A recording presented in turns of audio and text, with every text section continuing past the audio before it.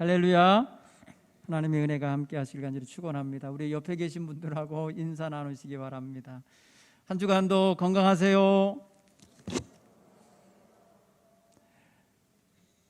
우리 모두 한 주간도 건강한 한 주간 되시기를 간절히 축원합니다. 이번 주부터 이제 앞으로 몇 주간 동안 올 한 해 목표가 일어나 빛을 발하라는데 빛을 발하는 삶을 함께 생각하려 합니다. 그래서 빛된 삶 함께 생각하려고 합니다. 오늘 그 첫 번째로 한번 따라서 해볼까요? 변화받은 삶을 산다. 변화받은 삶을 산다. 오늘 우리 사랑하는 성도 여러분은 주님 믿고 변하여 새 사람 된 그런 삶의 모습을 늘 간직하며 살아가고 계신 줄로 믿습니다. 특별히 여러분 세상살이 중에서 여러 가지 경험도 많으시지만 특별히 인간관계, 사람과의 관계 속에서 맺는 일들이 굉장히 많습니다. 아마 거의 다라고 해도 과언이 아닐 만큼 누군가와 관계 속에서 여러분의 인생이 진행되고 있습니다. 그런 면에서 보면은 크든 작든 우리는 서로에게 영향력을 끼치고 있는데 부정적인 영향부터 아주 좋은 긍정적인 영향까지 다양한 영향을 끼치고 삽니다. 또한 반대로 영향을 받고 삽니다. 좋은 영향부터 나쁜 영향까지 우리는 다른 사람에 의하여 자극을 받고 살아가게 되어 있습니다. 그런 면에서 생각하면은 오늘 우리는 좋은 영향을 끼치는 사람이 되어야겠고 또 좋은 영향만 우리의 삶 속에 받아들일 수 있는 분별력이 있게 되기를 간절히 축원합니다. 특별히 올 한 해 멋지게 사셔서 이제 송구영신 예배 드리는 날 그날 밤에 하나님 앞에 서서 모든 것이 하나님의 은혜였습니다. 이렇게 고백하는 한 해가 되기를 간절히 축원합니다. 결국 하루하루를 하나님의 은혜로 살아가는 이런 성도들이 삶이 되셔야 그렇게 고백하기에 부족함이 없으리라 봅니다. 매일매일 하나님의 은혜를 구하며 살기를 바랍니다. 하나님의 은혜를 구하는 사람은 그 마음속에 하나님을 믿고 의지하는 믿음이 있는 것입니다. 하나님을 믿고 의지하는 믿음이 없이 하나님의 은혜를 구하고 하나님의 도우심을 구하고 하나님께 간구하지는 않습니다. 우리가 다른 사람과 비교가 되고 믿지 않는 사람들과 비교가 되는 점은 바로 이런 점입니다. 하나님을 믿고 의지하기 때문에 하나님께 구하고 찾고 이렇게 하나님 앞에 의지하는 이런 믿음 자세가 있다는 거죠. 이런 생활이 일관되게 한 해 동안 잘 펼쳐지셔서 은혜 충만한 그런 삶을 살아가시는 우리 성도님들 다 되시기 바랍니다. 우리는 아무리 인생을 길게 오래 살았다 해도 매일매일이 첫날이에요. 말 그대로 첫날 같은 거예요. 그렇기 때문에 하나님 앞에 겸손하게 하나님 오늘도 새날 주셔서 이렇게 살게 하시니 나를 도와주십시오. 이런 겸손한 고백이 있어야 되는 것입니다. 여러분 하나님의 은혜와 도우심을 날마다 아침마다 구하시기를 바랍니다. 식탁에 앉아서 밥을 먹으려고 앉아 있을 때마다 하나님 오늘도 이 양식 주셨으니 감사합니다. 이 음식 먹고 오늘 하루도 하나님 영광 드러내며 살게 해 주옵소서. 이렇게 하나님과의 관계 속에서 먹고 사는 것도 연결하시기 바랍니다. 여러분 어디에 누구를 만나러 가거나 일을 행하러 갈 때도 하나님 오늘 누구를 만나는데 그와 함께 나누는 대화가 하나님의 영광이 담기는 일이 되게 하옵소서. 그 결과가 하나님 기쁘시게 하는 결과가 되게 해 주십시오. 이렇게 기도하며 인간관계를 펼쳐가기를 바랍니다. 누구도 자기의 삶을 살아본 경험감만 가지고 내가 완전하게 승리하며 살겠다고 장담할 사람은 없어요. 그러니까 매일매일 하나님이 주시는 지혜와 명철을 얻으시고 하나님의 인도하심과 주관하심과 우리의 삶 속에 들어오셔서 역사하시고 섭리하시는 그 은총을 구하는 이런 겸손함이 있으시기를 간절히 축원합니다. 오늘까지도 우리가 그렇게 살았습니다. 그러므로 오늘 여기서 하나님께 고백하게 되기 바랍니다. 한번 따라서 해볼까요? 나는 오늘도 주님 은혜로 삽니다. 나는 오늘도 주님의 은혜로 삽니다. 내 힘으로 사는 것이 아니라 주님 주신 은혜로 삽니다. 오늘도 주님이 허락한 생명을 가지고 주님이 부어주시는 생기를 마시며 호흡하며 삽니다. 너무 단순한 거지만 여 안에 하나님이 들어있잖아요. 하나님과의 관계가 고백되고 있잖아요. 그러니까 우리는 생명의 호흡을 할 때마다 하나님께 감사하는 자가 되셔야 합니다. 시편 150편에 호흡이 있는 자마다 여호와를 찬양하라. 호흡이 있는 자마다 여호와를 찬양하라는 이 말은 뭐예요? 살아있는 사람은 누구나 다 하나님을 찬양해야 된다, 이 말씀이잖아요. 그러니 오늘 우리가 살아 숨쉬며 하나님을 찬양하는 것은 마땅한 도리입니다. 하나님의 은혜를 알고 하나님의 도우심과 인도하심과 하나님의 섭리하심을 통하여 살고 있으니 하나님을 찬양하는 것이 우리의 삶이 되어야 하는 것입니다. 하나님께로부터 받은 바 은혜를 알고 그 은혜를 날마다 입술로 찬송하고 고백하는 것이야말로 우리로 하여금 세상 사람과 구별되게 만드는 자세입니다. 여러분, 누가 하나님 앞에 예수 믿지 않는 누가 그렇게 매일 입을 열어 하나님 감사합니다 하겠어요? 하나님 백성이 하는 거예요. 하나님의 은혜를 아는 사람들이 하는 거예요. 그러니 오늘 여러분, 힘들지 않아요. 이것은 돈 들지 않아요. 이것은 굉장한 부담이 되는 게 아니에요. 그러니 하나님의 은혜에 감사합니다 고백하며 그 은혜와 주신 복에 영광을 돌리는 자세를 갖기를 바랍니다. 생명 주신 하나님, 내게 호흡할 힘을 주시는 하나님, 오늘도 일터를 주시고 오늘도 나가서 일할 수 있는 일과 또 사람의 관계와 모든 것들을 주관하신 하나님 감사합니다 할 때, 이 모든 거에 뭐예요? 삶 자체를 하나님께 감사함으로 사는 자의 모습이 아니겠습니까? 오늘 이런 모습을 가지시기 바랍니다. 여러분, 그래서 신학자들이 쓰는 단어 중에 이런 단어가 있어요. 지금, 따라서 지금 여기까지. 지금 여기까지라는 표현은요, 공간적인 의미도 들어있고 시간적인 의미도 들어있어요. 지금이라는 것은 시간적인 의미고, 여기까지라고 하는 것은 내 삶의 현장, 지금 이 공간, 이 자리, 이 삶의 현장까지 올 동안 하나님이 인도해 주시고 하나님이 섭리해 주시고 하나님의 역사해 주셨음을 고백하는 것, 이게 바로 실존적인 믿음이에요. 우리가 살아있는 한 이런 고백을 할 때 이게 나를 세상과 구별되게 만드는 굉장히 중요한 기점이 되는 거예요. 핵심이 되는 거예요. 여러분, 우리가 생활을 할 때에 평소의 삶 속에 하나님을 담고 살고 품고 살고 하나님을 내 마음에 모시고 산다고 하는 증거가 바로 이거예요. 지금 여기까지 그 실존적인 삶의 자리에서 하나님께 감사하고 하나님의 은혜를 알고 하나님께 영광 돌릴 줄 아는 이런 자세가 완전히 세상과 구별하게 만드는 아주 놀라운 역사를 일으키는 자세인 것입니다. 오늘 사도 바울은 자기가 아주 특별한 사람 아니었거든요. 그는 나름대로, 그러니까 그 유대교 내에 자기가 소속되어 있는 유대교 내에서 충성되게 그 규칙과 그 율례와 그 법도와 그 전통을 따라서 열심히 살려고 애썼던 사람이에요. 그런데 그가 그 행동이, 그 열심히 사는 그 행동이 결국은 하나님의 뜻을 외면하고 그릇된 방향으로 열심히 산 게 됐던 거예요. 그게 바로 뭐예요? 예수 그리스도를 거부하고 예수 그리스도를 믿는 사람들을 핍박하고 예수 믿는 사람들의 모임인 교회를 잔해하고 그것을 무너뜨리려고 앞장섰던 모습으로 나타난 거예요.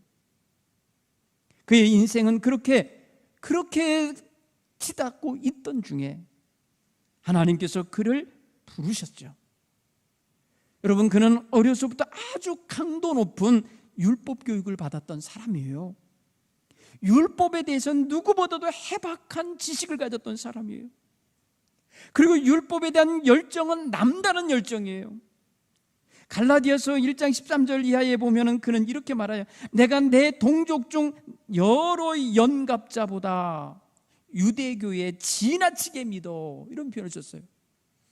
그 연갑자라는 건 뭐냐면요, 같은 또래를 의미하는 거예요. 여러분 뭐 한두 살 먹은 그 차이가 있는 그 또래 집단이 있잖아요.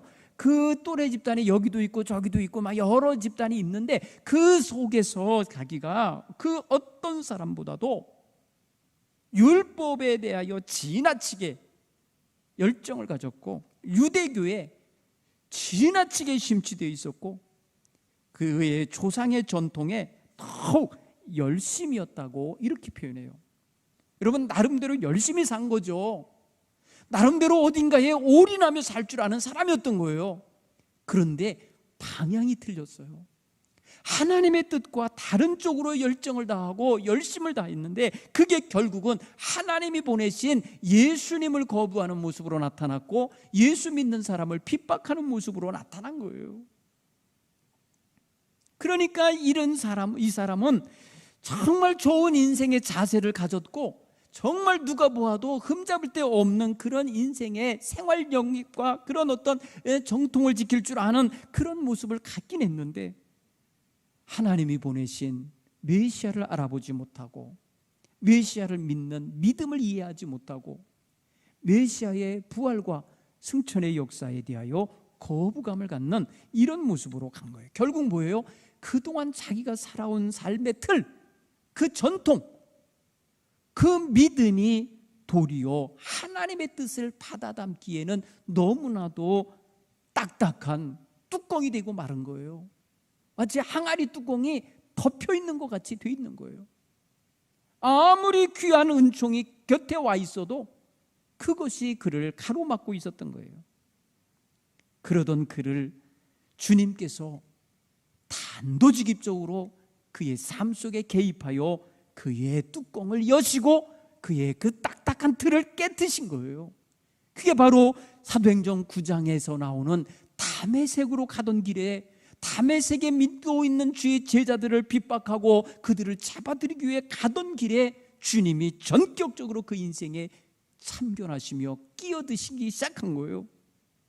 그래서 그는 자신이 철저하게 무장되어 있던 율법주의, 철저하게 열정을 다하였던 유대교의 전통이 주님이 그 앞에 나타나시고 그를 만나시고 그에게 말씀하실 때에 산산이 깨지는 경험을 하게 되는 거예요. 사울아, 사울아, 네가 어찌하여 나를 핍박하느냐? 그 음성을 들을 때 주여 누구십니까? 나는 네가 핍박하는 예수다. 나는 네가 핍박하는 예수다 라고 하시며 주님이 친히 그를 만나시면서 그의 삶 속에 친히 들어오신 거예요. 사랑하는 성도 여러분, 삶의 대전환과 변화의 자리에는 이러한 계기가 있어요. 그 계기를 다른 말로 한마디로 표현하면 따라서 해볼까요? 예수와의 만남. 예수님과의 만남이 있어요. 여러분, 예수님과의 만남의 역사가 있을 때에 그의 삶은 완전히 새로운 삶으로 변화가 일어나게 된 것입니다.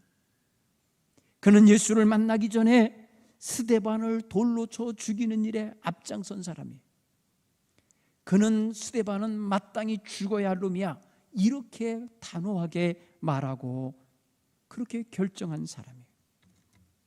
그런가 하면 그는요, 그리스도인을 잡아다가 감옥에 가두고 그들을 때리고 핍박하고 위협하고 짓누르는 일에 앞장섰습니다.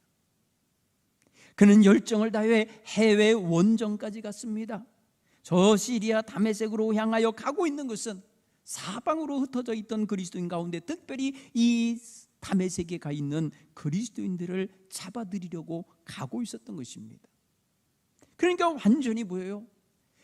자신과 주님과의 관계는 아무 일도 없는, 뭐랄까요, 하나의 관계가 1%도 없는 그런 상태에 있었던 사람이에요. 주님은 그런데 이런 사람을 부르신 거예요. 여러분 어떤 무슨 관심이라도 갖고 기웃거리기라도 하고 좀 예수 믿는 사람하고 이렇게 접촉점을 갖고 만나기라도 하고 궁금해라도 하고 뭐 이랬던 사람이면 몰라요. 전혀 그것이 없던 사람이에요. 말 그대로 그는 살기등등하고 그리스도인에 대한 위협심이 강한 사람이 위협하고 더 나아가 열정을 다하여서 멀리 가 있는 사람들까지 잡아들여 핍박하려고 하는 이런 자세를 가질 만큼 적대적 그리스도인, 적대적 안티그리스도인이었어요. 그런데 여러분, 그리스도를 만나자 그 사람은 흐물흐물 무너진 거예요. 그렇게 딱딱한 사람이, 그렇게 차갑던 사람이 그리스도의 빛 앞에서 녹아버린 거예요. 한마디로 그동안에 가졌던 모든 가치관이 싹 녹아내려 버렸어요. 무너져 버렸어요. 그가 자기의 삶에 지탱하고 자기의 삶을 평가하고 기준으로 삼았던 모든 기준점이 싹 사라지고 말았어요. 그리고 그는 새롭게 들려오는 소식, 새롭게 그에게 전해진 아나니아를 통하여 전해진 그리스도에 대한 복음을 전하게 듣게 되는 거예요. 그로 인하여 그는 새롭게 지어짐을 받습니다. 그리고 난 다음에 그는 성령 충만함을 얻게 되고, 그리고 핍박하러 갔던 그 동네에서 복음을 전하는 자가 되는 것입니다.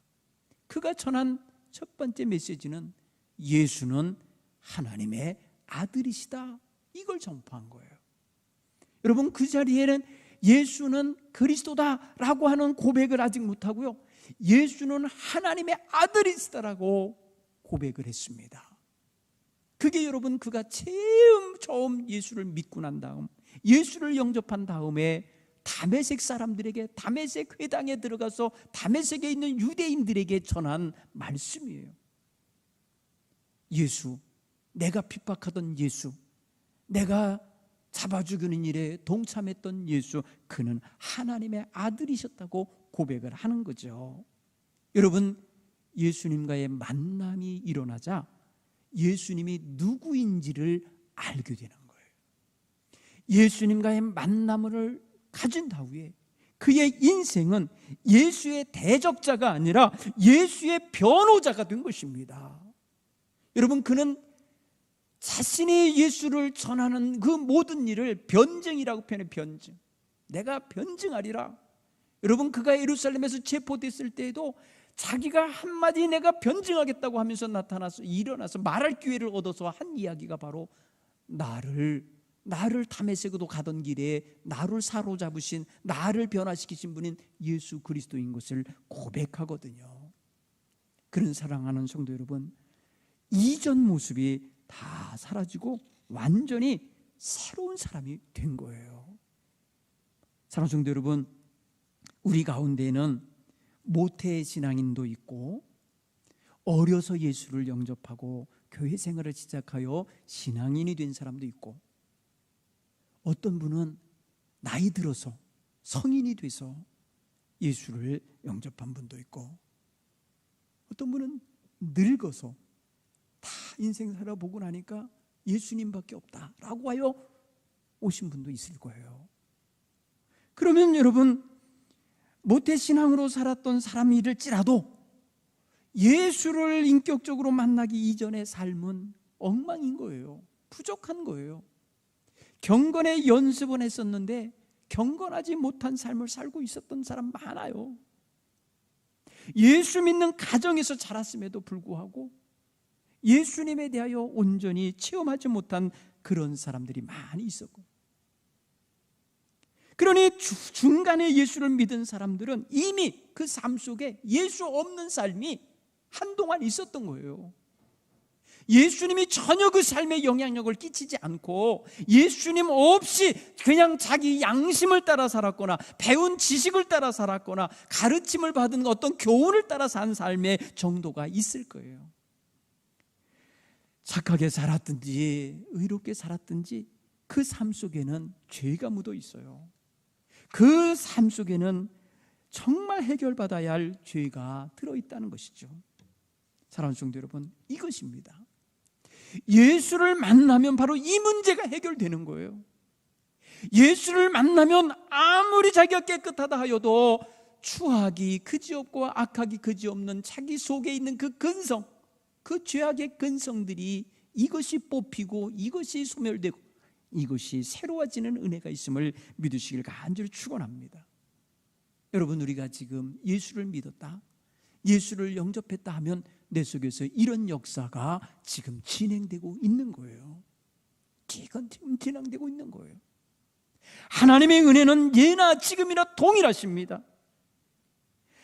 하나님은 누군가를 볼 때에, 만날 때에, 그를 택하실 때에 어떤 경력을 보고 택하시거나 과거에 어떤 지식을 갖고 있는지, 사람들에게 얼마나 인기가 있었는지, 얼마나 사람들에게 호의를 받고 있었는지 그런 거 보고 택하시는 게 아니에요. 하나님은 사람들을 불러 택하실 때에 외모를 보시거나 용모를 보시거나 그의 영향력과 힘 있는 것을 보거나 부귀영화를 보고 택하시는 게 아니에요. 누구든지 하나님을 믿는 자, 하나님을 경외하는 자, 하나님의 계심을 깨닫고 살아가는 자를 택하셔서 하나님은 그에게 귀한 사명을 맡기고 계시다는 걸 알 수가 있습니다. 사랑하는 성도 여러분, 오늘 우리 속에 많은 죄악과 허물이 있지만 그 모든 것을 가짐에도 불구하고 주께서 택하신 것은 전적으로 주님의 주관하시며 그의 주권 속에 들어있는 그의 선택이에요.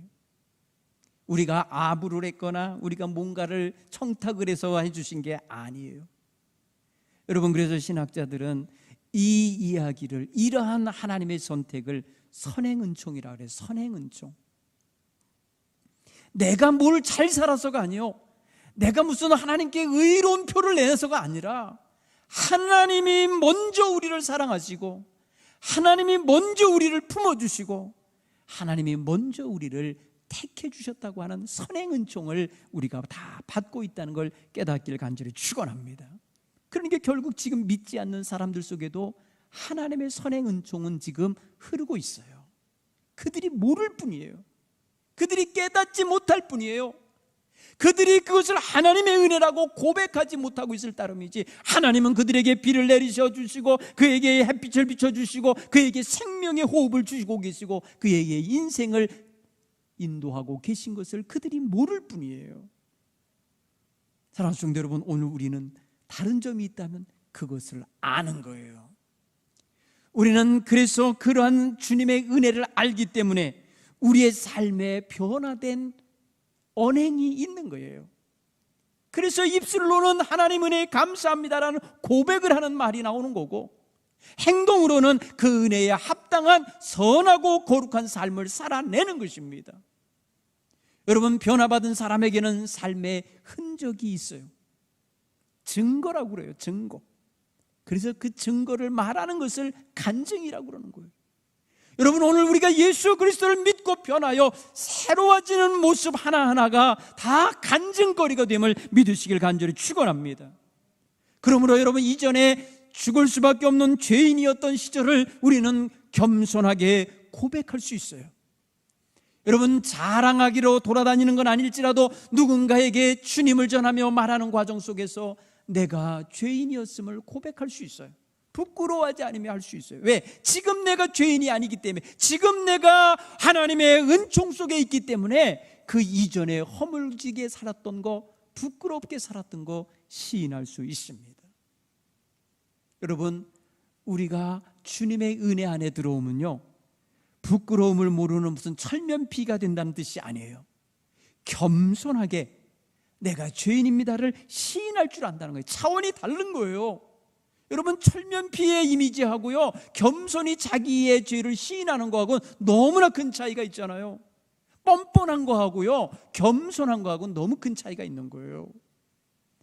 우리는 예수 믿고 변하여 겸손하게 주님 앞에 나는 죄인이었습니다 라는 걸 고백할 줄 알아요. 또한 우리는 겸손하게 주님의 은혜 없이는 살 수 없음을 시인합니다.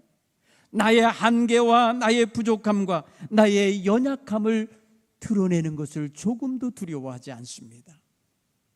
여러분, 자기의 부끄러움을 드러내는 것도 주저하지 않는 것과 동시에 자기의 연약함, 한계, 그죠? 제일 넘어지기 쉽고 깨지기 쉬운 자신의 모습을 인정하는 거, 이거 다른 사람들 쉽지 않아요.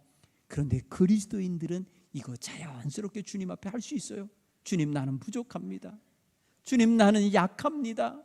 주님, 나는 많이 부족합니다. 어리석습니다. 무능합니다.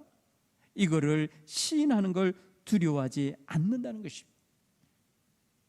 또한 예수 안에서 사는 성도들은 하루하루 사는 것을 주님 주신 능력으로, 주님 주신 은혜로 산다는 걸 고백하기를 주저하지 않습니다. 여러분, 내 능력, 내 지식, 내 어떤 경험으로 산다고 사는 사람은 교만해져요. 그런데 매일매일의 새 삶을 주시는 그 모든 삶 속에 하나님의 은혜가 내게 넘치나이다, 하나님이 주시는 사랑이 넘치나이다, 하나님이 주시는 능력과 지혜가 내게 있나이다 하며 고백하는 건, 이건 굉장히 중요한 고백입니다. 뭡니까? 자기의 삶의 에너지의 근원이 하나님을 인정하는 거예요. 나의 삶의 모든 삶을 주관하시는 분이 하나님이심을 인정해드리는 이런 모습이기 때문에 그런 것입니다. 사랑하는 성도 여러분, 오늘 사도 바울은 그래서 자기가 무엇 하나 내놓을 만한 자기 선한 카드 없는 거예요. 그래서 그는 말합니다. 감사하다고. 나같이 부족하고, 나같이 악하고, 나같이 추하고, 나같이 허물 많고, 나같이 사람들에게 비방받을 자, 핍박하던 자, 그리고 폭력을 행하던 자가 이렇게 은혜를 받은 것은 전적으로 하나님의 은혜입니다. 이런 고백을 한다는 거예요. 사랑하는 성도 여러분, 하나님의 은혜를 알고 사는 사람은 이렇게 하나님이 자신의 삶의 근거가 되시고 자기 삶의 모든 것에 바탕이 됨을 고백하기를 주저하지 않을 때, 그것이 바로 세상과 구별되게 하는 모습이에요. 여러분, 세상 사람들은 제 잘난 맛에 살아요. 세상 사람들은 자기 능력대로 알아서 사는 것인용 착각해요. 그렇지 않아요. 우리 그리스도인은 고백하죠. 하나님의 은혜 없이는 살 수 없고, 하나님의 허락 없이는 내가 한순간도 존재할 수 없는 것을 깨닫잖아요. 사랑하는 성도 여러분, 이 고백을 늘 가지며 살아가기를 간절히 축원합니다.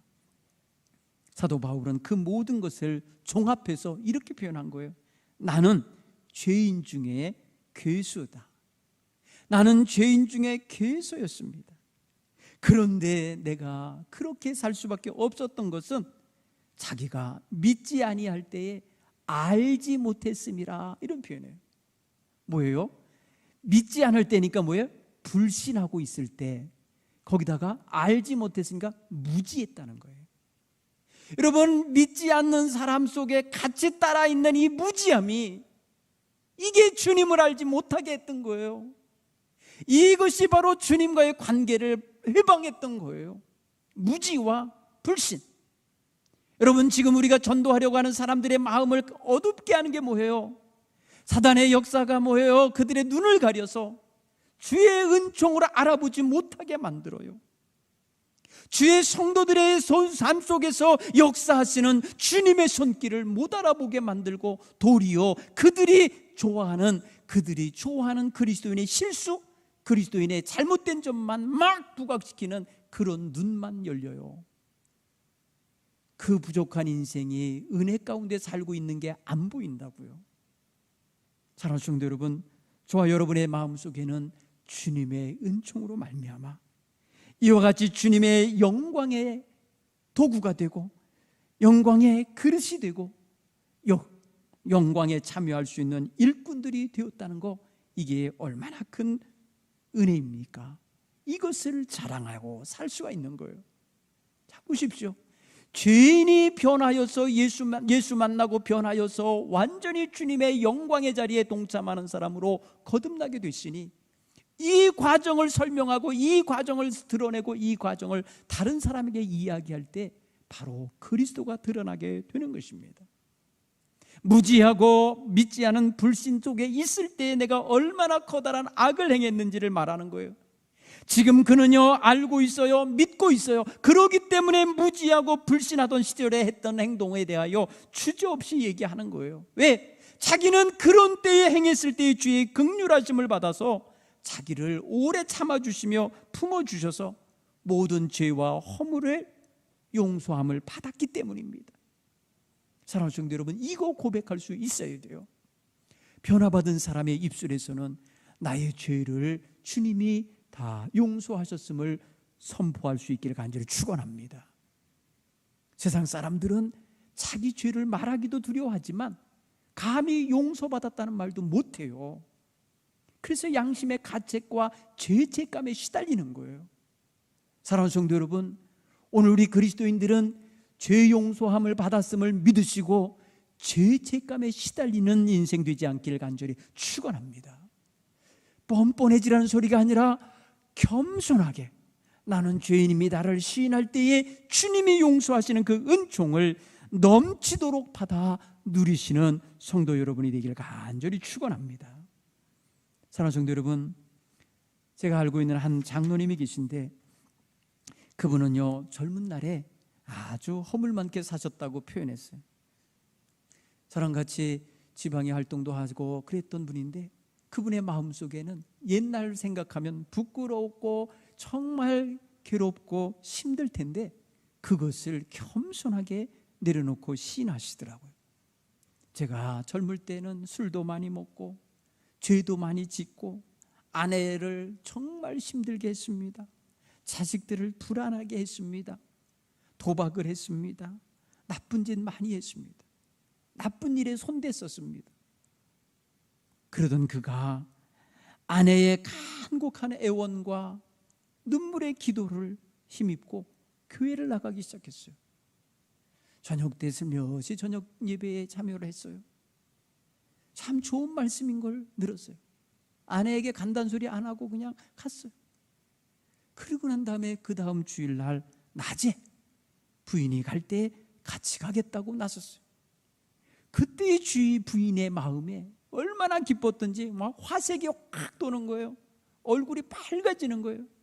그동안 불안하고 우거지상처럼 살고 근심하고 울며 살았던 여인의 이 모습이 완전히 밝아지는 걸 봤어요. 눈으로 봤어요. 그리고 난 다음에 수요일도 따라가고 또 주일 저녁도 따라가고 계속해서 예배를 참석하다 보니까 자기 속에 주님의 말씀을 받아들이는 순간이 오는 걸 경험했어요. 아멘 하더라고요. 아멘. 여러분, 아멘으로 하나님께 영광 돌린다 했잖아요. 고린도전서 1장 21절에 아멘하여 하나님께 영광을 돌리느니라. 아멘. 여러분들도 아멘을 하셔요. 꿀꺽 삼키시는 게 돼야 돼요. 입안에 물고 있으면 안 되고 꿀꺽 삼키셔야 돼요. 그게 먹는 거예요. 하나님의 말씀을 듣고 아멘할 때에 역사가 나타난다는 걸 그 사람이 경험한 거예요. 예수님이 자기 삶 속에 들어와 자기의 삶을 개입하시기 시작했어요. 그러면서 더럽게 살았던 생활을 정리하기 시작했어요. 술을 끊었어요. 밤늦게 들어오던 습관을 정리했어요. 도박하던 거 정리했어요. 애들 불안하게 막 꾸짖고 했던 일을 삼가했어요. 그리고 아내와 함께 대화하는 시간을 가졌어요. 그러면서 변하여 새 사람이 되어가면서 점점점 교회에 자주 나가는 사람이 됐고 주님의 일에 봉사자가 되기 시작했어요. 변해. 그 주변에서는요 난리가 났죠. 너 왜 안 먹으러 가? 왜 안 와? 왜 우리에게서 멀어져? 이러면서 막 비난하는 사람들이 주변에 많았어요. 여러분, 죄악을 끊어낼 때에 얼마나 많은 얽혀있는 인간관계가 잡아당기는지 몰라요. 비난도 해요. 어떤 때는 친구였다가 어떤 때는 원수같이 행동한다는 거예요. 근데 그가 주님 안에 들어와서 변하여 가정이 평안하기 시작해요. 부부관계가 편안해지고요. 그러니까 가정이 평안해지잖아요. 그러니까 애들이 불안해지 않아요. 아버지 눈치만 보고 있던 애들이 이제는 아버지 무릎에 와서 앉기도 하고 매달리기도 하는 이런 변화를 경험했어요. 여러분, 교회가 아이들의 놀이터가 됐어요. 열심히 교회 나가게 뒷받침해 줬어요. 여러분, 그분이 집사가 되고 권사님이 되고 장로님이 되셨어요. 그리고 수십 년이 지난 뒤지만요 그의 자식이 6명이 있는데 다 목사가 됐어요. 다 감리교 목사가 됐어요. 여러분, 얼마나 놀라운 삶의 변화고 인생의 변화인지 몰라요. 예수를 만나면 삶의 변화가 있습니다. 예수를 만나면 삶의 변화에 대한 증거가 있습니다. 여러분, 우리의 삶 속에 이와 같은 일이 늘 있기를 간절히 축원합니다. 우리 찬송가 436장에 이런 찬송의 가사가 있죠. 한번 불러보겠습니다. 띄워주시기 바랍니다.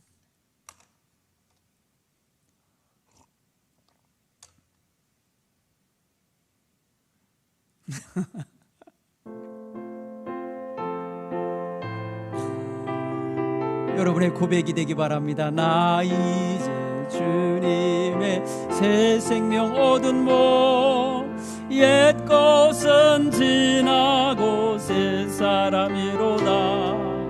그 산 내 맘에 강같이 흐르고 그 사랑 내게서 해같이 빛난다. 영생을 누리며 주 안에 살리라. 오늘도 내일도 주 함께 살리라. 산촌 주인 새 생명 얻으니 이전에 줬던 곳 이제는 값없다. 하늘의 은혜와 평화를 맛보니 찬송과 기도로 주 함께 살리라. 영생을 누리며 주 안에 살리라. 오늘도 내일도 주 함께 살리라. 사랑하는 성도 여러분, 우리는 다 예수 믿은 계기가 다 달라요. 어떻게 예수 믿었는지 여러분은 예수 믿게 된 계기를 생각해 보세요. 다 다르지만 동일한 게 하나 있어요. 모두가 다 예수 믿고 죄 사함 받고 하나님의 거룩한 자녀가 됐고 하나님의 은총 속에 살고 있다는 사실은 다 똑같아요. 믿은 날이 다르고 믿는 어떤 계기는 다 달랐어도 하나님의 은혜는 동일한 은혜로 우리가 받고 있음을 깨닫기를 간절히 축원합니다. 우리의 삶 속에 가득한 이 하나님의 은혜를 우리도 증거하며 살 수 있기를 바랍니다. 누군가에게 말하여 주시기 바랍니다. 누군가에게 전할 때에 주님의 은혜가 전해지게 살아가시는 우리 모든 성도 여러분 되기를 간절히 축원합니다. 기도하겠습니다.